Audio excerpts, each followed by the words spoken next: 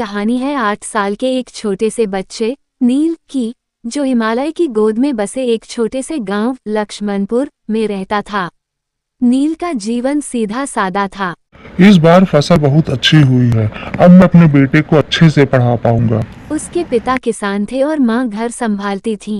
नील का घर मिट्टी का बना था, लेकिन वहाँ प्यार और अपनापन भरा हुआ था। नील बहुत जिज्ञासु और चंचल था। वो हर चीज को जानने की कोशिश करता। पेड़ों के पत्ते क्यों झड़ते हैं, बादल कैसे बनते हैं, चिड़िया उड़ती कैसे है। गांव में स्कूल तो था, लेकिन वहाँ ज्यादा किताबें नहीं थीं और न ही अच्छे शिक्षक।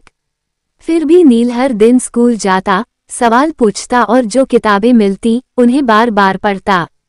उसके पास पेंसिल भी सिर्फ एक थी, लेकिन वो उसे संभाल कर रखता जैसे कोई खजाना हो। एक दिन गांव में एक नई शिक्षिका आई, मीरा दीदी। उन्होंने बच्चों से पूछा, तुम बड़े होकर क्या बनना चाहते हो? किसी ने कहा किसान, किसी ने कहा दुकानदार, लेकिन नील चुप था। मीरा दीदी ने पूछा, तुम क्यों नहीं बोल रहे? मैं बड़ा होकर पायलट बनना चाहता हूँ।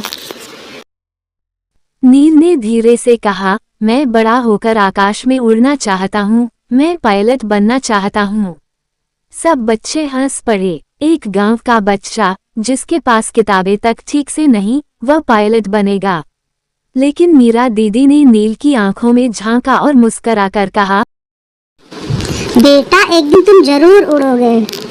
अगर तुम सच्चे मन से मेहनत करोगे तो जरूर उड़ोगे। उस दिन से नील में एक नई ऊर्जा आ गई। वो और मेहनत से पढ़ने लगा। गांव में इंटरनेट नहीं था, तो मीरा दीदी ने अपने मोबाइल से उसे प्लेन, अंतरिक्ष और विज्ञान की छोटी छोटी बातें समझाना शुरू किया।